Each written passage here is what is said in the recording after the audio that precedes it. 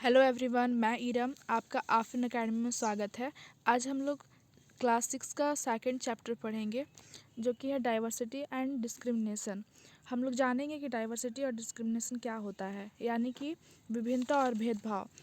तो हम लोग के यहाँ पे कुछ ओवरव्यू दिया हुआ है इसके बारे में, चैप्टर के बारे में। इसको समझेंगे अच्छे से। लिखा हुआ है, in the previous chapter you have discussed the meaning of diversity, यानी कि पिछले अध्याय में हम लोगों ने पढ़ चुके हैं कि डाइवर्सिटी का क्या मीनिंग होता है।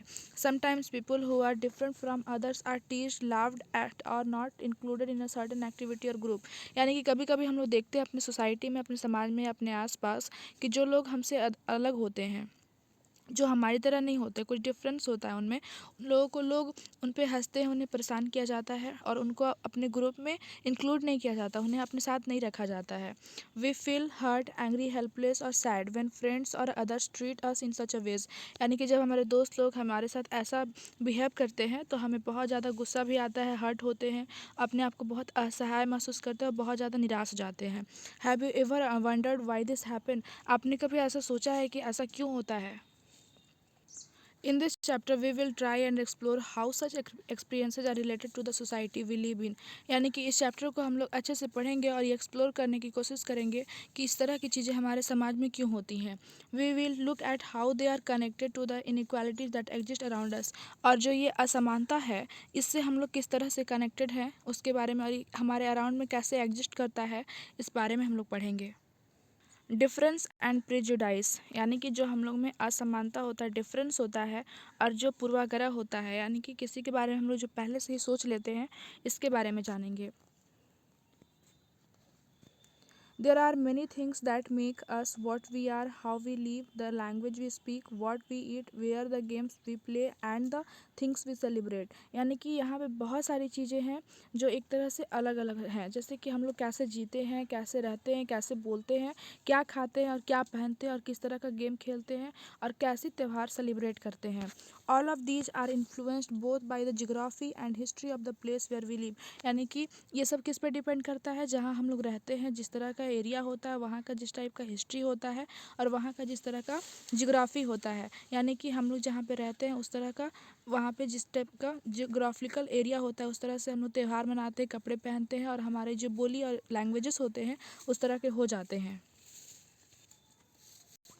You will get an idea of how diverse India is if you look even briefly at the following statement। यानी कि हमारा जो इंडिया है वो किस तरह से डाइवर्स है, अलग अलग विभिन्नता है, और कितना ब्रीफली डाइवर्स है, इसके बारे में पढ़ेंगे। नीचे स्टेटमेंट पढ़ के पता चलेगा। लिखा हुआ है, there are 8 major religion in the world. यानी कि हमारे जो पूरा वर्ल्ड है उसमें सबसे जो बड़े रिलीजन्स हैं, बड़े धर्म हैं, वो 8 धर्म हैं। Every single one of them is practised in India. और जितने भी 8 धर्म हैं उनके जो अनुयायी हैं वो इंडिया से बिलोंग करते हैं, यानी इंडिया में आते हैं, यहाँ रहते हैं, और हर तरह का धर्म यहाँ पे, 8 धर्म है यहाँ पे।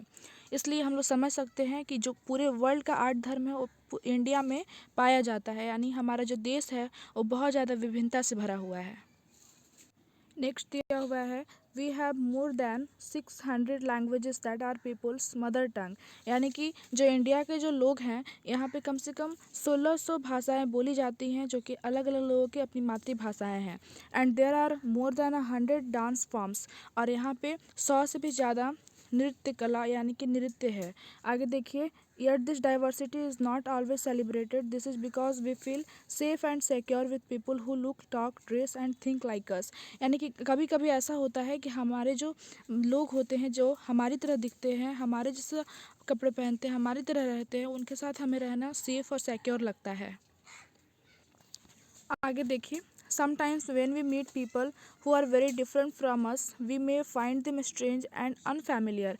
यानी कि कभी कभी आपने देखा होगा कि आप कभी ऐसे लोग से मिलते हैं जो कि हमसे बिल्कुल ही अलग होते हैं, तो उनसे बात करने में या उनके साथ रहने में हमें बहुत ही अजनबी तरीके से और अनफैमिलियर तरीके से लगता है। At times we may not understand or know the reason why they are different from us। और हम लोग ये नहीं समझ पाते हैं क्या रीज़न हो सकता है कि वो हमसे अलग हैं। People also form certain attitudes and opinions about others who are not like them।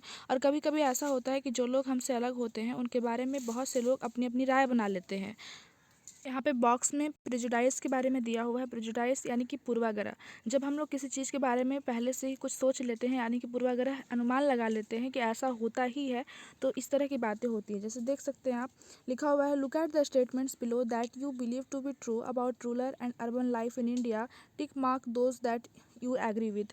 यानी कि नीचे कुछ स्टेटमेंट दिए हुए हैं जिसे आपको पढ़ना है, और दोनों बातें रूरल और अर्बन एरिया के यानी कि देहाती और शहरी क्षेत्रों के बारे में है, और आपको उस पर टिक आउट करना है कि आपके हिसाब से कौन से सही, आप किससे एग्री करते हैं। Do you have a prejudice against rural और अर्बन पीपल। यानी कि आपके मन में भी क्या पूर्वाग्रह है पहले से ही कि किस तरह से लोग शहरी क्षेत्रों में और देहाती क्षेत्रों में रहते हैं। Find out of this is shared by others and discuss the reason why people have this prejudices. यानी कि आपको इसके बारे में खोजना है और लोगों से शेयर भी करना है, और ये जानने की कोशिश करना है इसका रीज़न कि लोग पहले से किसी के बारे में अनुमान यानी पूर्वाग्रह क्यों लगा लेते हैं। Can you list some of the prejudices that you have notice around you. यानी कि आपने भी क्या ऐसी इस तरीके के पूर्वाग्रह नोटिस किया है, यानी कि देखा है अपने आसपास। How do they affect the ways in which people treat each other. यानी कि ऐसे लोग एक दूसरे को क्यों ट्रीट करते हैं, क्यों एक तरह से ऐसे व्यवहार आते हैं। चलिए आगे देखते हैं। यहाँ पे कुछ लाइंस दिए हुए हैं रूरल पीपल के बारे में, यानी कि जो देहाती क्षेत्रों में रहते हैं। More than 50% of all Indians live in villages. यानी कि जो इंडिया का 50% पॉपुलेशन है इंडियंस है, वो ज़्यादातर गाँव में रहते हैं। People in villages do not like the use modern technology. और जो गाँव में विलेज में रहते हैं उन्हें मॉडर्न टेक्नोलॉजी यूज़ करना पसंद नहीं है। In peak harvesting and plantation season families spend 12 to 14 hours working in the fields. यानी कि जब खेती बाड़ी का मौसम आता है तो जो गांव के लोग होते हैं, उनके जो फैमिली होते हैं, 12 से 14 घंटे काम में यानी कि अपने खेतों में काम करने में लगा देते हैं। Villagers are force to migrate to cities in search of work. और जो विलेज के लोग होते हैं उन्हें ये करने के लिए फोर्स भी किया जाता है कि वो माइग्रेट कर जाएं, यानी कि एक जगह जैसे गांव छोड़ के शहर में चले जाएं। क्यों? सर्च ऑफ वर्क यानी कि काम के तलाश में। आगे देखेंगे हम लोग अर्बन पीपल के बारे में कुछ स्टेटमेंट दिया हुआ है। लिखा हुआ है, life in the city is easy. यानी कि जो शहरी जीवन है वो आसान है। People here are spoiled and lazy. यानी कि जो वहाँ पे लोग रहते हैं वो बहुत ही ज़्यादा बेकार और आलसी हो जाते हैं। In cities family spend very little time with each other. और जो सिटी के लोग होते हैं अपने फैमिली के साथ बहुत ही कम टाइम स्पेंड करते हैं, बहुत ही कम समय देते हैं। People in cities only care about money not about people. यानी कि कहा जा रहा है, ऐसा स्टेटमेंट या पूर्वाग्रह किया गया है शहरी लोगों के बारे में। कहा जा रहा है कि जो शहर के लोग होते हैं उन्हें सिर्फ पैसे से मतलब होता है, वो लोगों से मतलब नहीं रखते। Living in a city is expensive. यानी कि शहरों में रहना बहुत ही एक्सपेंसिव है, यानी बहुत ही खर्च लगता है। A large part of people's earning is spent on rent and transport. यानी कि जो शहरी क्षेत्रों में रहते हैं उनका ज़्यादा सा अर्निंग जो कमाते हैं वो ज़्यादातर क्या में स्पेंड हो जाता है, रेंट और ट्रांसपोर्ट में, यानी रहने में और कहीं आने जाने में। नेक्स्ट देखेंगे हम लोग। आगे लिखा हुआ है, some of this statement see villagers as ignorant and see people in cities as money minded and lazy. यानी कि इस स्टेटमेंट से ये पहले से ही पूर्वाग्रह जो कर लिया जाता है उसके बारे में है कि जो सिटी के लोग होते हैं वो मनी माइंडेड होते हैं, यानी कि उनका जो दिमाग चलता है वो पैसे से चलता है, एंड लेजी, और बहुत ज़्यादा लेजी भी होते हैं। When our opinions about certain people are always negative, saying them as lazy stingy as some of this statement than this become prejudices that we carry about them. यानी कि जब हम इस तरह से नेगेटिव थॉट अपने माइंड में सोचने लगते हैं, यानी कि सब नकारात्मक बातें सोचने लगते हैं और पहले से ही बहुत तरह का अनुमान लगा लेते हैं कि ऐसे होता होगा वैसे होता होगा, तो ये सब प्रेजुडाइसेस है जो हमारे अराउंड होता है। यहाँ पे प्रेजुडाइज का स्पेशल मीनिंग दिया हुआ है।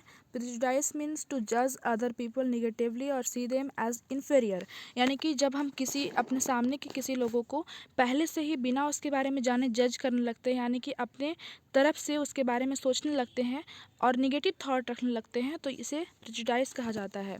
When we think that only one particular way is the best and right way to do things we often end up not respect others. यानी कि जब किसी काम को करने के लिए हम ये सोचने लगते हैं कि जो हम कर रहे हैं वही तरीका सही है और बाकी जो कर रहे हैं वो तरीका सही नहीं है, तो हम बाकियों का रिस्पेक्ट करना छोड़ देते हैं। Who may prefer to do things differently. यानी कि जो हमसे अलग करते हैं, अलग करने का प्रीफर करते हैं, उनको हम सोचते हैं कि वो गलत कर रहे हैं। For example, if we think English is the best language and other languages are not important. अगर हम ये सोचने लगे कि इंग्लिश ही सबसे ज़्यादा महत्वपूर्ण भाषा है और बाकी की भाषाएँ उतनी इम्पॉर्टेंट नहीं है, we are judging this other languages negatively, और बाकी भाषाओं को हम निगेटिव तरीके से जज करने लगते हैं, as a result we might not respect people who speak language other than English. तो हम ऐसे करने से क्या होता है कि जो लोग इंग्लिश नहीं बोलते हैं, दूसरी भाषाएं बोलते हैं, उनको हम जज करने लगते हैं और उनको नीचा समझने लगते हैं, सोचते हैं कि उनका लैंग्वेज इंपॉर्टेंट नहीं रखता है। We can be prejudice about many things, यानी कि हम लोग बहुत सी सारी चीज़ों के बारे में पहले से ही पूर्वाग्रह लगा लेते हैं, यानी कि अनुमान लगा लेते हैं, सोच लेते हैं कि ऐसा ही होगा। People religious beliefs the colour of their skin the reason they come from, यानी कि लोगों के धर्म के बारे में, उनके स्किन के कलर के बारे में, उनके रीज़न के बारे में, the accent they speak in, और जिस तरह से वो बोलते हैं उनके बोलने के बारे में, द क्लॉथ्स दे वियर, और जिस तरह से वो कपड़े पहनते हैं। Often our prejudices about others are so strong that we do not want to form friendship with them, यानी कि जब इस तरह की सोच हमारे मन में आ जाती हैं और बहुत ही मजबूत हो जाती हैं, तो हम किसी से दोस्ती भी करना नहीं चाहते। At times we may even act in ways that hurt them, और हम उन्हें इस तरह से तकलीफ पहुंचाने लगते हैं, यानी कि जब हम लोग सोच लेते हैं कि जो हमारा तरीका है, जो हमारा लैंग्वेज है वही सही है, और सामने वाला का जो लैंग्वेज है, जो क्लॉथ वियर करता है वो सही नहीं है, तो हम उसे नीचा समझने लगते हैं। नेक्स्ट हम लोग पढ़ेंगे आगे के कुछ लाइंस। Creating stereotypes. स्टीरियोटाइप्स कहा जाता है कि जब हम लोग पहले से ही कुछ सोच लेते हैं और मान लेते हैं कि यही सही है। All of us are familiar with gender differences, हम लोग फैमिलियर हैं जेंडर डिफरेंसेज, यानी कि जो जेंडर का डिफरेंस होता है फीमेल और मेल में, यानी कि एक लड़का और लड़की में जो जेंडर डिफरेंस होता है उसके बारे में। What does it mean to be a boy और गर्ल, यानी कि एक लड़का और एक लड़की होने का क्या मतलब है। Many of you would say we are born as boys and girls, आप में से बहुत से कहेंगे कि हम लोग बॉय और गर्ल्स की तरह जन्म लेते हैं। It is a given, what is where think about, let's see if this is case. नीचे कुछ केस दिए हुए हैं जो आपको पढ़ना है और बोलना है कि किसके बारे में है। हम लोग क्या किए हैं कि लड़का और लड़की को कैटेगराइज कर दिया गया है जेंडर के बेस पे। हम लोग कुछ बातें हैं जो ऐसा सेट कर दिए हैं कि ये लड़के के लिए ही सही है और ये लड़की के लिए गलत है, और कुछ बातें ऐसे हैं जो सेट कर दी हैं कि लड़की के लिए ही सही है, लड़के के लिए गलत है। नीचे बॉक्स में आपको कुछ सेंटेंसेस दिए हुए हैं जो आपको यहाँ पे नंबरिंग करके दिया हुआ है, जो आपको गर्ल्स और बॉयज़ में लिखने हैं। लिखा हुआ है arrange the statement given below in this two section, यहाँ पे जो भी दिए हुए हैं स्टेटमेंट इन्हें दो सेक्शन में अरेंज करना है। एक सेक्शन गर्ल्स का है और एक सेक्शन बॉयज़ का है। According to what you think is appropriate for the section, आपको वो चीज़ें लिखना है जो दोनों सेक्शन के लिए अप्रोप्रिएट है। दे आर वेल बिहेव्ड, वे अच्छे बिहेव के होते हैं। They are soft spoken and gentle, वे मीठा बोलते हैं और अच्छे होते हैं। दे आर फिजिकली स्ट्रांग, मजबूत होते हैं। दे आर नॉटी, वे नटखट होते हैं। They are good at dance and painting, वे डांस करने में पेंटिंग करने में अच्छे होते हैं। दे डू नॉट क्राई, वे रोते नहीं हैं। दे आर रोडी, वे बहुत अजीब तरह के स्वभाव वाले होते हैं। They are good at sport, ये खेल में अच्छे होते हैं। They are good at cooking, वे खाने बनाने में अच्छे होते हैं। दे आर इमोशनल, वे बहुत भावुक होते हैं। ये सब कुछ लाइंस हैं जो आपको खुद से अलग अलग करना है, और एक सेक्शन गर्ल्स का है, एक सेक्शन बॉयज़ का है, इसमें लिखना है। आज के लिए इतना ही, हम लोग नेक्स्ट पार्ट में पढ़ेंगे।